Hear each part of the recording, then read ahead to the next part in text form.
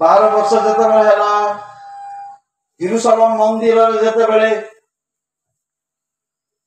पंडित मान सहित कथबार्ता करुथिले शैतान लज्जित होइतिला। यीशुकर 12 वर्षरू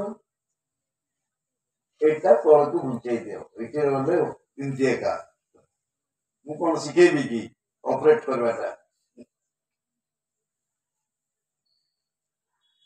तेरे 12 वर्ष बयस रे पंडित मान को गहन रे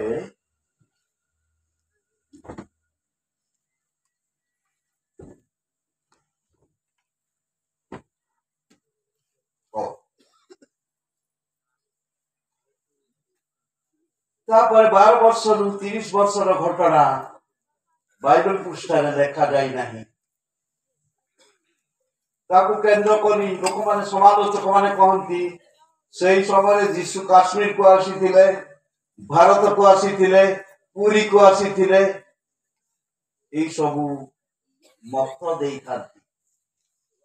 निकट अतीत पुरी धामर शंकराचार्य निश्चलानंद सरस्वती एक विवृत्ति देते।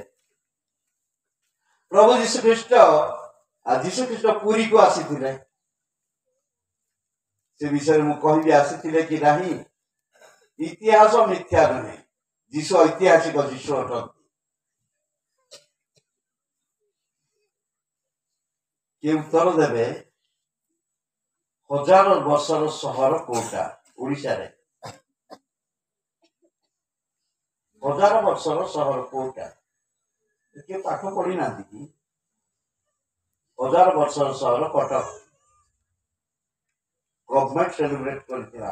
कटक उपहार 1000 वर्षर सहर कटक चंडी छकरे मिलेनियम गेट तैयारी हिची। ऐतिहासिक बाली यात्रा कटक रे हुए।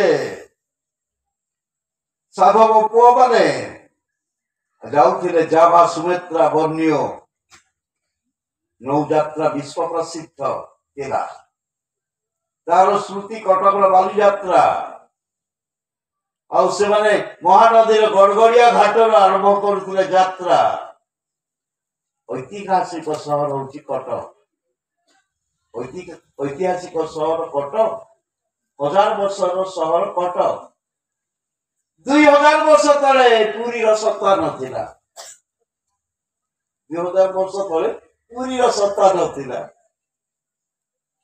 पुरी समुद्र देखा जीशु आसी थाते गालिली समुद्र ताको देश रे नाही सेतबेले मंदिर नथिला। 1250 रे सूर्य मंदिर निर्मित हला नांगुला नरसिंह देव तैयारी करथिले कोणार्क सूर्य मंदिर। 10वीं शताब्दी रे पुरी मंदिर गंगवंशर राजा करथिले 2000 वर्ष तले पुरी नथिला। आ जदि पुरी मंदिर रही था आ जदि यीशु आसी थाते शिखबा को आसी न थाते किंतु शिखेबा को आसी थाते। 12 वर्ष समय जो यीशु पंडित मान को हटई थिले यहूदी पंडित मान को से कोन शिखबा को आसी थाते। तेरे 2000 वर्ष तले पुरी नथिला मंदिर नथिला यीशु आसबार मत आवश्यक नहीं। तेरे 12 वर्ष रु 30 वर्ष 18 वर्षर व्यवधान रे जीशु कोठी थिले कहीं तांको विषय रे किछि उल्लेख करा जाय नाही। ध्यान दे सुनंतु निज बाइबल रे अंडरलाइन करंतु गीत दिशा 49:2 से मोर मुख को तीक्ष्ण खड्ग स्वरूप करी अछंती आपना हस्तर छारे से मते लुचाई रखिछंती से मते शानित तीर स्वरूप करी आपना तुलरे गोड़ाई रखिछंती। यीशुकर मुख को तीक्ष्ण खड्ग स्वरूप करा जायतिला को दिन जेतेबेले ताकू 12 वर्ष बयस होइतिला। खड्ग ईश्वर को वाक्य तीक्ष्ण खड्ग से ମୁଖକୁ ତୀକ୍ଷ୍ଣ ଖଡ୍ଗ ସ୍ୱରୂପ କରିଅଛନ୍ତି।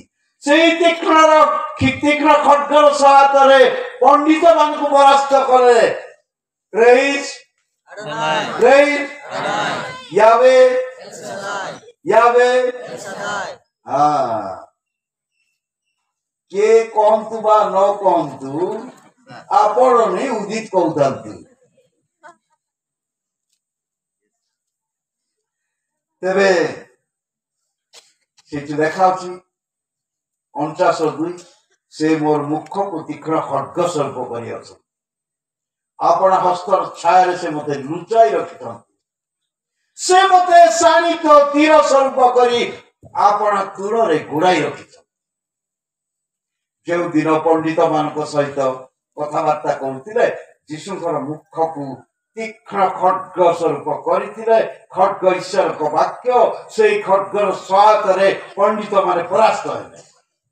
ତାପରେ ହସ୍ତର ଛାୟାରେ ଲୁଚାଇ ରଖିଲେ, ଶାଣିତ ତୀର ସ୍ୱରୂପ କରି ସେ ଗୁପ୍ତ କରି ରଖିଥିଲେ। ପ୍ରଭୁ ଯାହାକୁ ଗୁପ୍ତ କରି ରଖିବେ, ସୈତାନ ଖୋଜି ଖୋଜି ଧରା ନେଇଥିବ। ଏ ଲୋକଟା ଗଲା କୁଆଡେ?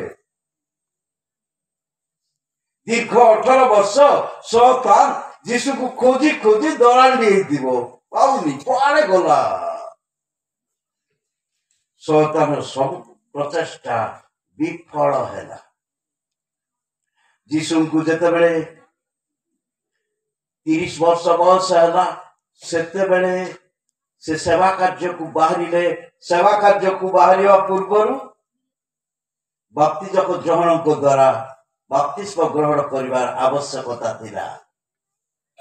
ଯୀଶୁ ଯେତେବେଳେ ବାପ୍ତିଜକ ଯୋହନଙ୍କ ନିକଟକୁ ଗଲେ,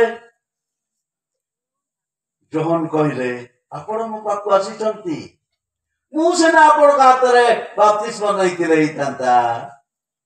ସୈତାନ ସୂକ୍ଷ୍ମ ଭାବରେ ଯୋହନଙ୍କ ଅନ୍ତରରେ ପ୍ରବେଶ କରି ଯୀଶୁଙ୍କର ବାପ୍ତିସ୍ମକୁ ସ୍ଥଗିତ କରିବା ପାଇଁ ଚେଷ୍ଟା କଲା, କିନ୍ତୁ ବିଫଳ ହେଲା। ଯୋହନ ବୁଝେଇ ଦେଇ କହିଲେ, ନା ନା, ଏହି ପ୍ରକାର ଧର୍ମ କର୍ମ ସାଧନ କରିବା ଉଚିତ। ସୈତାନ ଲଜ୍ଜିତ। ପ୍ରାନ୍ତରରେ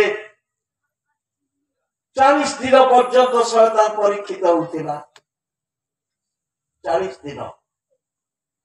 40 ଦିନରେ କେବଳ 3ଟା ପରୀକ୍ଷା ନୁହେଁ, ଶହ ଶହ ପରୀକ୍ଷାର ସମ୍ମୁଖୀନ। ମାର୍କ 1 ପର୍ବ 12-13 ପଦକୁ ଯଦି ଯିବେ, ସେ ପ୍ରାନ୍ତରକୁ ନୀତ ହେଲେ ଓ ସୈତାନ ଦ୍ୱାରା ପରୀକ୍ଷିତ ହେଉଥିଲେ। 40 ଦିନ ଦିନ ଓ ରାତି ପରୀକ୍ଷା ଚାଲିଥିଲା। ଏଭ୍ରି ପୁସ୍ତକର ଲେଖକ ପ୍ରକାଶ କରନ୍ତି, ସେ ଆମ୍ଭମାନଙ୍କ ପରି ସର୍ବତ ଭାବେ ପରୀକ୍ଷିତ ହେଲେ। ସେ ପ୍ରାନ୍ତରର ପରୀକ୍ଷାରେ ସୈତାନ ଯୀଶୁଙ୍କୁ ବିନଷ୍ଟ କରିବା ପାଇଁ ଇଚ୍ଛା କରିଥିଲା। ଲେଖା ଅଛି, he took him to the pinnacle of the temple. ସେ ମନ୍ଦିରର ଛାତ ଉପରକୁ ଘେନିଗଲା ଓ ଠିଆ କରାଇ କହିଲା। ସେ ମନ୍ଦିର ଛାତ ଉପରକୁ ଘେନିଗଲା କେମିତି? ତା ପଛରେ ଗଲେ କେମିତି? ସେ ଠିଆ କରାଇ କହିଲା, ଏ ଠିଆ ହେଲେ ବା କେମିତି ତା କଥାରେ? ଈଶ୍ୱର ସୈତାନକୁ ଲମ୍ବା ଦୌଡ଼ି ଛାଡ଼ି ଦିଅନ୍ତି। ସୈତାନକୁ ଲଜ୍ଜିତ କରିବା ନିମନ୍ତେ ତାହା ହେଇଥିଲା। ଯଥା ସମୟରେ ସୈତାନ ଲଜ୍ଜିତ ହେଲା, ଯୀଶୁଙ୍କୁ ବିନାଶ କରିବା ପାଇଁ ଚେଷ୍ଟା କରୁଥିଲା। ଏଦନ ଉଦ୍ୟାନର ସେଇ ଗୋଟିଏ କଥା ଭୟଭୀତ ଆଣୁଥିଲା, ଯୀଶୁ କ୍ରୁଶରେ ବିଜୟ ନ ହୁଅନ୍ତୁ, ସୈତାନର ମସ୍ତକ ଚୂର୍ଣ୍ଣ ନ ହେଉ। ଦିନକର ଘଟଣା ତାହା ଥିଲା ନିଜ ଗ୍ରାମ ନାଜରିତ। ଲୁକ 4 ଅଧ୍ୟାୟ ଆମେ ଦେଖିବାକୁ 4 ଅଧ୍ୟାୟରେ 16 ପଦରୁ ଯଦି ଦେଖୁ, ଆଉ ଦିନେ ଯୀଶୁ ଖ୍ରୀଷ୍ଟ ନାଜରିତର ସିନାଗୋଗ ସମାଜ ଗୃହରେ ଥିଲେ। ତାଙ୍କୁ ଧର୍ମ ପୁସ୍ତକ ଦିଆଗଲା। ସେ ଯିଶା ଭବିଷ୍ୟତ ବକ୍ତାଙ୍କର ପୁସ୍ତକ ପାଠ କଲେ। 61 ଅଧ୍ୟାୟ ପାଠ କଲେ। ଯିହୁଦୀମାନେ କ୍ରୋଧରେ ଜର୍ଜରିତ ହେଇ ପର୍ବତର ତୀଖ ସ୍ଥାନକୁ ଘେନି ପ୍ରାଣରେ ମାରିଦେବା ପାଇଁ ଚେଷ୍ଟା କରିଥିଲେ। ସେଦିନ ନାଜରିତର ଲୋକମାନଙ୍କ ଅନ୍ତରରେ ସୈତାନ କାର୍ଯ୍ୟ କରି ଯୀଶୁଙ୍କୁ ପ୍ରାଣରେ ମାରିଦେବା ପାଇଁ ଇଚ୍ଛା କରିଥିଲା, କିନ୍ତୁ ସୈତାନ ବିଫଳ ହେଲା। ଯୀଶୁ କ୍ରୁଶରେ ବିଜୟ ନ ହୁଅନ୍ତୁ, ଶୈତାନ ଇଚ୍ଛା କରୁଥିଲା। ଦିନକର କଥା କହିବି। ଗାଲିଲି ସମୁଦ୍ର ପାଖକୁ ଆମେ ଯିବା। ମାଥିଉ 8:26 ପାଖକୁ ଜଣେ ବାଇବେଲ ବିଶାରଦ এই কথা ଲେଖନ୍ତି, you can rebuke only a person but you cannot rebuke a thing. ଗୋଟେ କଲମ ପେନ୍, ଏହା ବ୍ୟକ୍ତି ନୁହେଁ କିନ୍ତୁ ଏହା ବସ୍ତୁ। ଏ ପେନ୍ କୁ ଯଦି ମୁଁ କହିବି ରେ ପେନ୍ ସାବଧାନ, ମୂର୍ଖାମୀ ମୂଲ୍ୟହୀନ। ଗାଲିଲି ସମୁଦ୍ରରେ ମାଥିଉ 8:6 ଆଉ ଆମେ ଦେଖିବାକୁ ପାଉ ସେ ପବନ ଓ ସମୁଦ୍ରକୁ ଧମକ ଦେଲେ। ନିଜ ବାଇବେଲରେ ଅଣ୍ଡରଲାଇନ୍ କରନ୍ତୁ, he rebuked the wind and sea. ସେ ପବନ ଓ ସମୁଦ୍ରକୁ ଧମକ ଦେଲେ। ପ୍ରଶ୍ନ ଉଠେ, ପବନ କଣ ବ୍ୟକ୍ତି ନା ସମୁଦ୍ର ବ୍ୟକ୍ତି? ସମୁଦ୍ର ପବନକୁ ଧମକ ଦେବାର ଯଥାର୍ଥ କଣ ଥିଲା? ସର୍ବଦର୍ଶୀ ଯୀଶୁଖ୍ରୀଷ୍ଟ ପବନରେ ଶୈତାନକୁ ଦେଖିଲେ, ଆଉ ସେ ଦେଖିଲେ ସମୁଦ୍ରରେ ଶୈତାନ ଗଣ୍ଡଗୋଳ କରୁଥିବା ଦେଖିଥିଲା। ସେଥିପାଇଁ ସେ ପବନ ଓ ସମୁଦ୍ରକୁ ଧମକ ଦେଲେ, ପରୋକ୍ଷ ଭାବରେ ଶୈତାନକୁ ଧମକ ଦେଲେ। କରତାଳି ଦିଅନ୍ତୁ। ଶୈତାନ ଚାହୁଁଥିଲା ସେଦିନ ଗାଲିଲି ସମୁଦ୍ରରେ ଯୀଶୁଙ୍କର ସମେତ ଶିଷ୍ୟମାନଙ୍କୁ ମାରିଦେବ, ମସ୍ତକ ଚୂର୍ଣ୍ଣ ହବ। ସେ ଚାହୁଁଥିଲା ଯୀଶୁଖ୍ରୀଷ୍ଟ କ୍ରୁଶରେ ବିଜୟ ନ ହୁଅନ୍ତୁ। ଦିନେ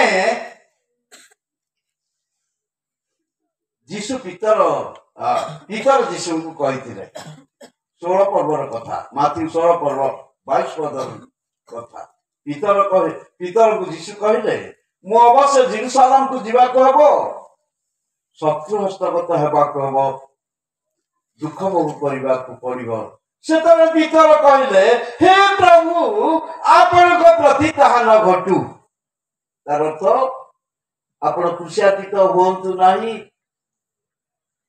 ଆଉ ମାନବ ଜାତିର ପରିତ୍ରାଣ ନ ହଉ। ପିତର ଅନ୍ତରରେ ମଧ୍ୟ ଶୈତାନ କାର୍ଯ୍ୟ କରିଥିଲା ଯୀଶୁଖ୍ରୀଷ୍ଟଙ୍କର ଦୁଃଖ ଭୋଗ ମୃତ୍ୟୁକୁ ସ୍ଥଗିତ କରିବା ପାଇଁ, ଯଦ୍ୱାରା ମାନବ ଜାତିର ଉଦ୍ଧାର କାର୍ଯ୍ୟ ନ ହଉ। ସବୁଠାରେ ଶୈତାନ ବିଫଳ। ଗେଥସେମନି ଉଦ୍ୟାନର କଥା କହିବି। ଲୁକ 24:44। ଗେଥସେମନି ଉଦ୍ୟାନରେ ତାହାଙ୍କର ଛାଳ ଘନ ରକ୍ତ ଟୋପା ପରି ଭୂଇଁରେ ପଡ଼ିଲା। କଣ ହେଇଥିଲା? ତାଙ୍କର ଛାଳ ଘନ ରକ୍ତ ଟୋପା ପରି ଭୂଇଁରେ ପଡ଼ିଲା। ମୋର ଅତି ପ୍ରିୟ ପୁସ୍ତକ ପରମଗୀତକୁ ନେବି, 5 ଅଧ୍ୟାୟ 2-3 ପଦ। ଏଇ ତ ମୋ ପ୍ରିୟତମ ରବ, ପ୍ରିୟତମ ସେ ଦ୍ୱାରରେ ଆଘାତ କରି କହୁଛନ୍ତି, ଆଗ ମୋର ଭଗିନୀ, ମୋର ପ୍ରିୟ, ମୋର କପତି, ମୋର ଶୁଦ୍ଧ ମତେ ମୋ ପାଇଁ ଦ୍ୱାର ଫିଟାଅ। କାରଣ ମୋର ମସ୍ତକ ଶିଶିରରେ, ମୋର କେଶ ରାତ୍ରିର ଜଳବିନ୍ଦୁରେ ପରିପୂର୍ଣ୍ଣ। କେବେ ଯୀଶୁଙ୍କର ମସ୍ତକ ଶିଶିରରେ ଭିଜିଥିଲା? ତାଙ୍କ ଶରୀର ରାତ୍ରିର ଜଳବିନ୍ଦୁରେ ପରିପୂର୍ଣ୍ଣ ହୋଇଥିଲା। ସୁସମାଚାର ଲେଖକ ମାନେ କୌଣସି ସ୍ଥାନରେ ଲେଖି ନାହାନ୍ତି। ଜ୍ଞାନୀ ସୋଲୋମନ ଲେଖନ୍ତି, ମୋର ମସ୍ତକ ଶିଶିରରେ, ମୋର କେଶ ରାତ୍ରିର ଜଳବିନ୍ଦୁରେ ପରିପୂର୍ଣ୍ଣ ହୋଇଥିଲା। କେବେ? ସେଇ ରାତ୍ରିରେ, ସେଇ ଶୀତୁଆ ରାତ୍ରିରେ ଗେଥସେମନି ଉଦ୍ୟାନରେ ଯୀଶୁ ମୁକ୍ତ ଆକାଶ ତଳେ ରାତି ସାରା ପ୍ରାର୍ଥନା କରିଥିଲେ। ଅତ୍ୟନ୍ତ ସ୍ୱାଭାବିକ ବିଷୟ ଥିଲା। ତାଙ୍କର ମସ୍ତକ ଶିଶିରରେ ଭିଜିଥିଲା ଓ ତାଙ୍କ ଶରୀର ରାତ୍ରିର ଜଳବିନ୍ଦୁରେ ପରିପୂର୍ଣ୍ଣ ହୋଇଥିଲା। ସେଠାରେ ସେଇ ଦୁଃଖୀ ଲୋକ ଓ ଶୋକ ପରିଚିତ ହୋଇଥିଲେ। ଯିଶାଙ୍କର ଭବିଷ୍ୟତବାଣୀ ସଫଳିତ ହୋଇଥିଲା। He became the man of sorrows and acquainted with grief. ସେ ଦୁଃଖୀ ଲୋକ ଓ ଶୋକ ପରିଚିତ ହୋଇଥିଲେ। ସେଠାରେ ଶୈତାନ ଯୀଶୁଖ୍ରୀଷ୍ଟଙ୍କୁ ପ୍ରାଣରେ ମାରିଦେବା ପାଇଁ ଉଦ୍ୟମ କରିଥିଲା। ଶୈତାନ ଏବଂ ତାର ସୈନ୍ୟ ସାମନ୍ତ ଗେତ୍ସେମନୀ ଉଦ୍ୟାନରେ ଓହ୍ଲେଇ ଯୀଶୁଙ୍କୁ ପ୍ରାଣରେ ମାରିଦେବା ପାଇଁ ଚେଷ୍ଟା କରିଥିଲେ। ଯୁଦ୍ଧ ଚାଲିଥିଲା। ସେଠାରେ ତାଙ୍କର ଝାଳ ଘନ ରକ୍ତ ଟୋପା ପରି ଭୂଇଁରେ ପଡ଼ିଲା। ତାଙ୍କର ସେଲ୍ ଗୁଡ଼ିକ ତନ୍ତୁ ଗୁଡ଼ିକ ଫାଟି ଯାଇଥିଲା। କିନ୍ତୁ ଶୈତାନ ବିଫଳ ହେଲା। ଫିନିସ୍ ଜେନିଂସ୍ ଲେଖନ୍ତି,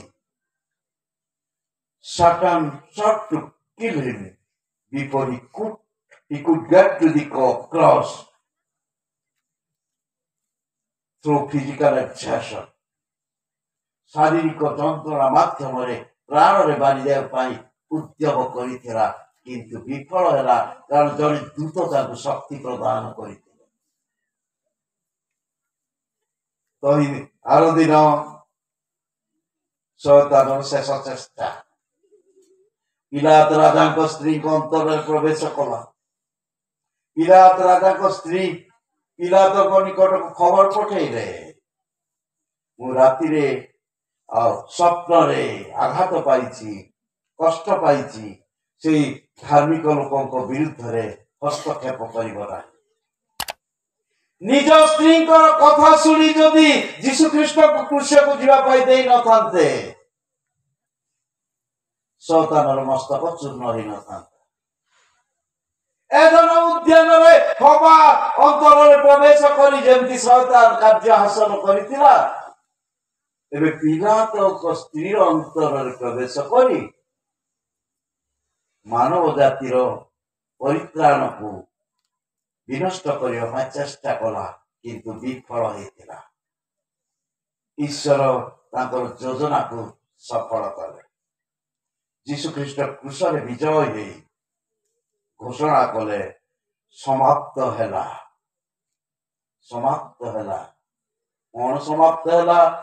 ମାନବ ଜାତିର ଉଦ୍ଧାର କାର୍ଯ୍ୟ। ପାପୀ ମାନଙ୍କୁ ପରିତ୍ରାଣ ଦେବା ନିମନ୍ତେ ଖ୍ରୀଷ୍ଟ ଯୀଶୁ ଜଗତରେ ଅବତୀର୍ଣ୍ଣ ହେଲେ। ଏହି ବାକ୍ୟ ବିଶ୍ୱାସ ଓ ସର୍ବତ ଭାବେ ଗ୍ରହଣ ଯୋଗ୍ୟ। ପାପୀ ମାନଙ୍କୁ ପରିତ୍ରାଣ ଦେବା ନିମନ୍ତେ ଖ୍ରୀଷ୍ଟ ଯୀଶୁ ଜଗତରେ ଅବତୀର୍ଣ୍ଣ ହେଲେ। ଏହି ବାକ୍ୟ ବିଶ୍ୱାସ ଓ ଗ୍ରହଣ ଯୋଗ୍ୟ। ସେଇ ପ୍ରଭୁ ଯୀଶୁଖ୍ରୀଷ୍ଟଙ୍କର ଜନ୍ମ ପର୍ବକୁ ଆମେ ସ୍ମରଣ କରୁଛେ। ଅନେକେ କହନ୍ତି ଯୀଶୁଙ୍କର ଜନ୍ମର ତାରିଖ ଲେଖାଯାଇ ନାହିଁ, ତାରା ଝୁଲେଇବା ପାଇଁ ମଧ୍ୟ ଲେଖାଯାଇ ନାହିଁ। ଆମେ ମନେ ରଖୁ, ଆଜିର ତ୍ରାଣକର୍ତ୍ତା ଆଗାମୀ ଦିନର ବିଚାର କର୍ତ୍ତା। ତାଙ୍କର ପ୍ରଥମ ଆଗମନକୁ ସ୍ମରଣ କରୁଛୁ, କାରଣ ଦ୍ୱିତୀୟ ଆଗମନର ପ୍ରସ୍ତୁତିକରଣ ନିମନ୍ତେ। ମୁଁ ଧନ୍ୟବାଦ ଦେଉଛି ଆପଣମାନେ ଦୀର୍ଘ ସମୟ ବସିଲେ। ଆହୁରି ବଢେଇକି କ୍ଲାନ୍ତ କରିବାକୁ ମୁଁ ଚାହୁଁନି। ଏଥିରେ ଆମେ ସୀମିତ ରଖିବା। ଆଉ ମନେ ରଖୁ, ସୂର୍ଯ୍ୟ ପରିତା ସ୍ତ୍ରୀ ଇସ୍ରାଏଲ ଠାରୁ ଯୀଶୁଖ୍ରୀଷ୍ଟଙ୍କର ଜନ୍ମ। ସୂର୍ଯ୍ୟ ପରିତା ସ୍ତ୍ରୀର ବିରୁଦ୍ଧରେ ଏବଂ ଯୀଶୁଙ୍କ ବିରୁଦ୍ଧରେ ଶୈତାନ ଉଦ୍ୟମ କରିଥିଲା। ସବୁଥିରେ ବିଫଳ। ଈଶ୍ୱର ତାଙ୍କ ଯୋଜନାକୁ ସଫଳ କରିଲେ ଏବଂ କରିବେ। ସେଇ 12 ଅଧ୍ୟାୟର ଟିକେ କହିବି। ମିଖାଏଲ ଦୂତ ଯୁଦ୍ଧ କରି ଶୈତାନ ଓ ତାର ସୈନ୍ୟ ସାମନ୍ତକୁ ତଳକୁ ଓହ୍ଲେଇ ଦେବେ। ବର୍ତ୍ତମାନ ଶୈତାନର ପ୍ରଚେଷ୍ଟା ଯୀଶୁଖ୍ରୀଷ୍ଟଙ୍କର ଦ୍ୱିତୀୟ ଆଗମନକୁ ବିଫଳ କରିବା ପ୍ରଚେଷ୍ଟା। ଆଇବ ପୁସ୍ତକରେ ଲେଖାଯାଏ 15 ପଦରେ, ତାହାଙ୍କ ଦୃଷ୍ଟିରେ ଆକାଶ ମଣ୍ଡଳ ନିର୍ମଳ ନୁହେଁ। ତାହାଙ୍କ ଦୃଷ୍ଟିରେ ଆକାଶ ମଣ୍ଡଳ ନିର୍ମଳ ନୁହେଁ। କାହିଁକି ନିର୍ମଳ ନୁହେଁ? କାରଣ ଶୈତାନ ଆକାଶ ମଣ୍ଡଳରେ ତାର ସୈନ୍ୟ ସାମନ୍ତକୁ ସଜେଇ ରଖୁଛି ପ୍ରତିରୋଧ କରିବା ନିମନ୍ତେ। ପାଉଲ ଲେଖନ୍ତି ଏଫେସୀ 6 ପର୍ବର 12 ପଦରେ, ଆକାଶ ମଣ୍ଡଳ दुष्टात्मा मानकर बासस्थली तेबे मिखाएल दूत बाहरिबे एवं आकाश मंडल को निर्मल करिवे जरे वीआईपी पर्सन चीफ मिनिस्टर की गवर्नर जदि आसबे साइलेंट गाड़ी आग आसबो लाइन क्लियर करिवो तापरे वीआईपी पर्सन आसबे मिखाएल दूत आकाश मंडल को निर्मल करिवे एवं शतान सैन्य सामंत को तल को निक्षेप करदे 12 पर्व सब कथा लेखा अच्छी और प्रभु जीशु ख्रीस्ट गौरव आगमन करेंगे योजना को सफल करेंगे संपूर्ण मात्रा शतान परास्त आउ थे धन्यवाद दिए आपण मैंने दीर्घ समय बसे आसता काली मुझी आपण मान निमंते मोर प्रार्थना रहिबो मो निमंते प्रार्थना कर जदि प्रभु इच्छा थाए तेरे मिलित हवा प्रभु जीशु ख्रीस्ट अनुग्रह समस्त सहवर्ती हो मो सहित समस्ते कहतु आमेन आमेन।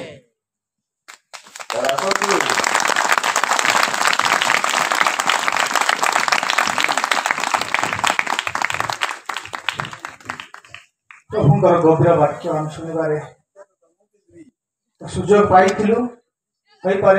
विलंब तथापि आम प्रभुंकर वाक्य को पाई एणुक आम प्रभुंकर वक्ता आम मान अति वयस्क हेले से दीर्घ समय आम प्रभुंकर वाक्य कहते एणुक गोटे जोरदार पड़ता